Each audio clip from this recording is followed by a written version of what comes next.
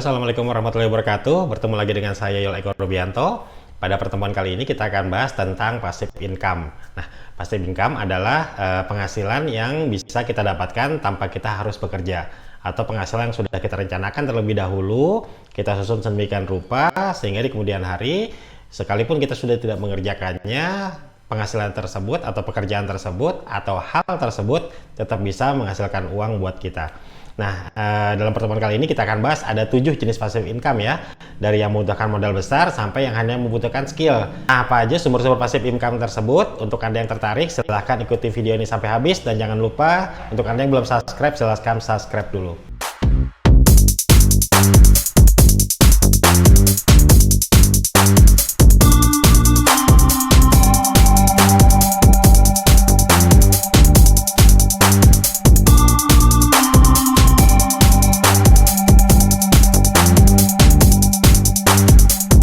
Baiklah teman-teman, kita mulai saja ya. Jadi passive income yang pertama adalah rumah kontrakan atau properti yang disewakan, seperti kos-kosan, ruko, penginapan, dan sejenisnya ya. Yang jelas properti yang bisa menghasilkan uang, bukan sekedar kita tinggalkan, kita jadikan tempat tinggal saja. Loh, kok ngomongin rumah kontrakan ya? Kok ngomongin properti sih? Ya iya, ini sebenarnya saya coba ingin mengajak teman-teman untuk merubah mindset. Karena biasanya banyak orang yang kalau punya uang itu mikirnya adalah beli mobil baru, beli motor baru, beli gadget, dan sebagainya. Tanpa merencanakan bahwa kita membutuhkan passive income, bahwa kita ingin punya penghasilan di saat kita tidak bekerja lagi. Padahal barang-barang tadi kan tidak bisa menghasilkan uang. Sementara ada aset yang bisa kita beli untuk menghasilkan uang tanpa kita harus bekerja lagi. Dan mungkin juga kita berpikir, kalau rumah kan sangat mahal ya. Sebenarnya kita bisa saja mencari rumah yang murah. Misalnya saja rumah-rumah petakan yang ada di gang ya, yang harganya 150, 200 juta itu sudah ada. Itu sama dengan, itu kan sama ya harganya dengan kalau kita membeli mobil ya, mobil bekas atau mobil baru. Harganya sama seperti itu. Nah, dibandingkan kita membeli barang-barang yang tidak bisa menghasilkan uang, kita bisa merubah mindset kita untuk memberi barang-barang yang bisa menghasilkan uang sekalipun kita tidak bekerja. Nanti kalau kita sudah punya penghasilan tersebut, barulah kita beli barang-barang yang kita inginkan. Seperti itu. Jadi mulai sekarang kita rubah mindset kita. Kita kalau misalnya punya cita-cita atau mengumpulkan uang, cobalah mengumpulkan uang untuk aset yang bisa menghasilkan uang lagi. Seperti itu. Oke, sumber uang yang kedua adalah deposito. Jadi deposito adalah sejenis tabungan ya. Cuman berbeda dengan tabungan kita sehari-hari. Kalau tabungan kita sehari-hari kan itu bisa kita ambil setiap saat ya. Sehingga bagi hasilnya mungkin tidak terlalu besar. Tapi kalau deposito itu hanya bisa diambil di waktu-waktu tertentu. Misalnya sebulan, 3 bulan, atau setahun. Nah, karena diambilnya itu tidak setiap saat, maka dia bagi hasilnya atau bunganya itu jumlahnya lebih besar daripada tabungan biasa. Biasanya jumlahnya itu antara 3-5% per tahun, tergantung kebijakan dari banknya ya. Atau kalau misalnya sistem syariah, tergantung dari nanti keuntungan yang diperoleh oleh bank. Nah, kita buat hitung-hitungan sedikit ya. Misalnya saja bunganya itu atau bagi hasilnya 5%. Kita punya tabungan 5 miliar. Maka setiap tahun kita akan mendapatkan bagi hasil sekitar 50 juta rupiah. Nah, 50 juta itu kalau seumpama dibagi 12 ya, dibagi 12 dalam setahun itu sekitar 4 juta sekian ya. Berarti setiap bulan itu kita akan mendapatkan 4 juta sekian.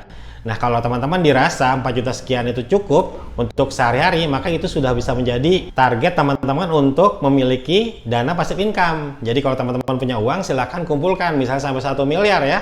Karena sekarang kan kadang-kadang kita bingung, kita ngumpulkan uang buat apa gitu ya. Buat beli gadget kah? Buat beli laptop kah? Buat beli motor baru kah? Nah, dengan kita punya perencanaan seperti ini, kita tahu kita kalau mengumpulkan uang, kita mau misalnya buat dana pensiun ya, terutama untuk teman-teman yang bukan pegawai negeri atau yang wira swasta, itu kan tidak ada yang menyediakan pensiun. Nah, ini bisa dijadikan program dana pensiun. Teman-teman kumpulkan 1 miliar dengan harapan nanti di hari tua kita sudah memiliki passive income setidaknya 4 jutaan sebulan. Kalau 4 juta dirasa kurang bagaimana? Ya sudah, dikalikan saja jumlahnya. Misalnya jadi 2 miliar berarti 8 juta, 3 miliar berarti 12 juta.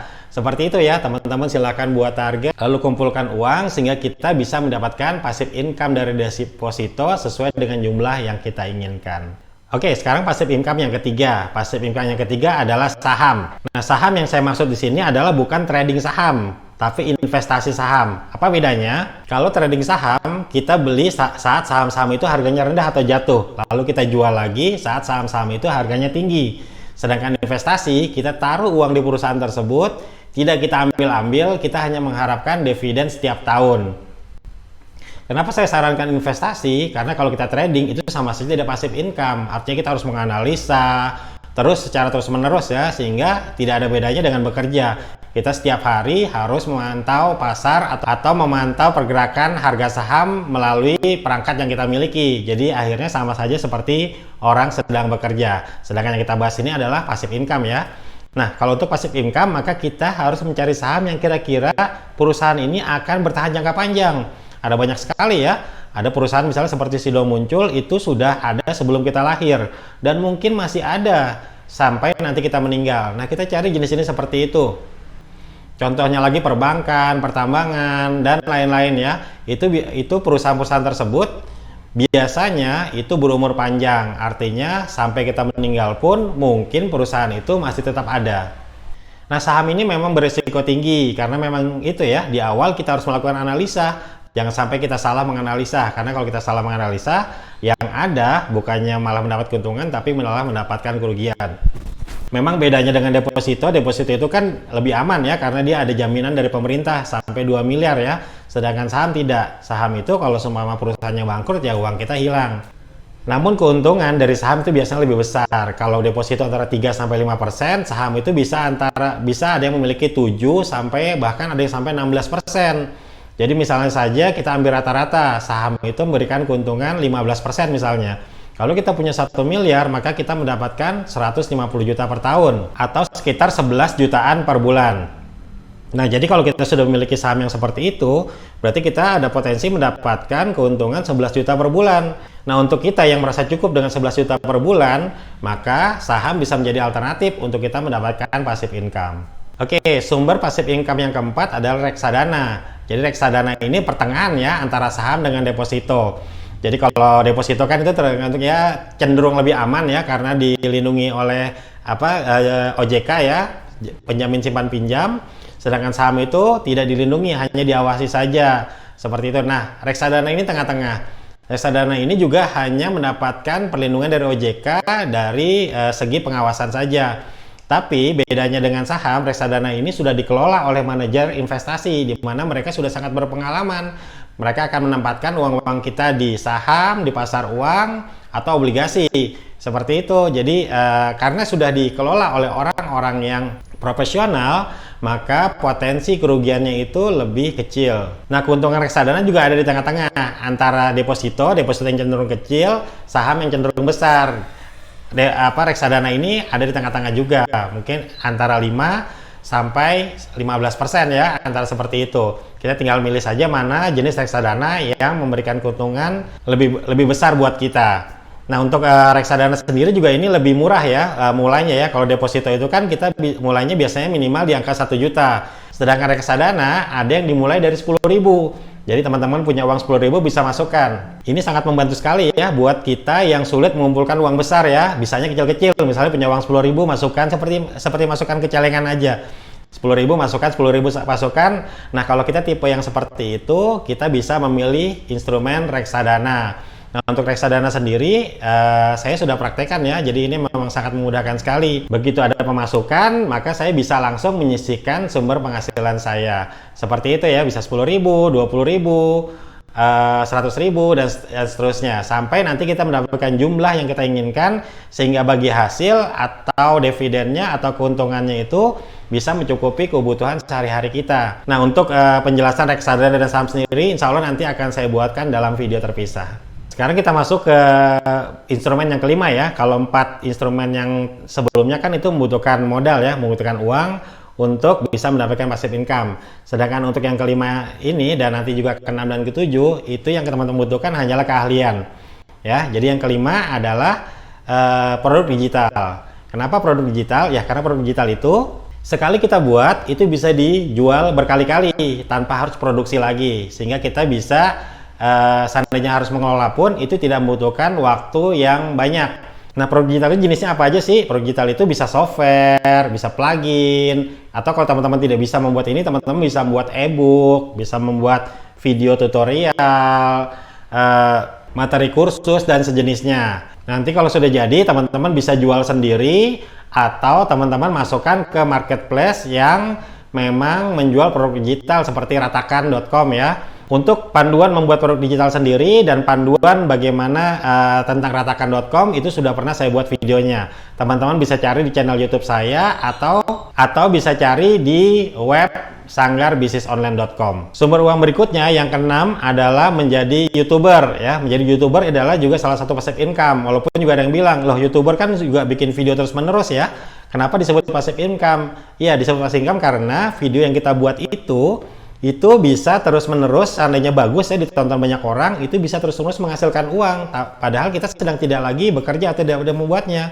Misalnya video yang kita buat setahun lalu itu masih terus ditonton orang dan masih terus menghasilkan uang. Jadi kita hanya buat sekali, tapi bisa menghasilkan uang pada saat kita sedang tidak membuat video. Dan memang ada baiknya memang video YouTube itu dilakukan terus-menerus ya. Tapi ya gitu, kita tidak, sekalipun kita sedang tidak membuatnya, video tersebut masih bisa menghasilkan uang tanpa harus kita tonton atau tanpa harus kita tunggui atau tanpa harus kita kontrol. Ya, sumber-sumber uang YouTube sendiri tahu ya, dari AdSense, dari endorse atau dari menjual produk sendiri. Oke, nah untuk Anda yang memang nanti, teman-teman yang nanti pengen belajar menjadi YouTube atau membuka YouTube, kita juga di sanggarbisnisonline.com juga ada ya panduan untuk menjadi YouTuber. Silakan bisa teman-teman cari di sanggarbisnisonline.com. Baik, untuk yang terakhir ya, mungkin teman-teman yang kesulitan buat produk digital, kesulitan juga menjadi YouTuber, teman-teman bisa pilih yang terakhir ini, yaitu dengan menjadi seorang blogger ya. Mungkin kalau jadi YouTuber kan, aduh saya nggak biasa tampil di depan kamera gitu ya. Walaupun memang sebenarnya jadi YouTube juga nggak harus tampil di depan kamera, kita juga bisa membuat video PowerPoint seperti itu ya. Tapi misalnya teman-teman kesulitan ya untuk membuat video, teman-teman bisa pilih instrumen terakhir ini, yaitu dengan menjadi blogger. Kalau menjadi blogger kan teman-teman cukup menulis ya, buat tulisan sebanyak-banyaknya. Jadi bagi teman-teman yang pemalu ya, tidak bisa khawatir tidak bisa bicara, tidak bisa di depan video atau menuangkan kata-kata atau merangkai-rangkai film gitu sih ya. Teman-teman bisa merangkai kata di blog ya. Jadi silakan saja kumpulkan tulisan yang banyak yang bermanfaat. Itu juga bisa menjadi sumber income yang potensial ya. Nah, kalau untuk membuat blog sendiri saya juga sudah buat banyak videonya ya. Dan kalau teman-teman mau lihat rangkaiannya juga sama ya. Saya sudah buat susunannya ya.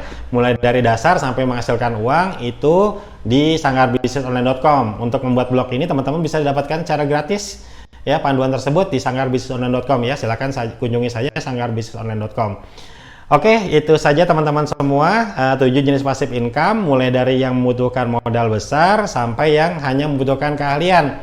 Nanti ke depan mungkin saya akan bahas breakdown satu persatu ya, bagaimana sih kontrakan itu, saham itu, deposito itu, dan lain sebagainya. Jadi untuk Anda yang belum subscribe, silakan subscribe dulu dan ikuti terus channel ini. Jangan lupa juga untuk menyalakan tanda lonceng. Ya, itu saja dari saya. Terima kasih banyak sudah menyaksikan video ini. Sukses terus buat Anda semua. Assalamualaikum warahmatullahi wabarakatuh.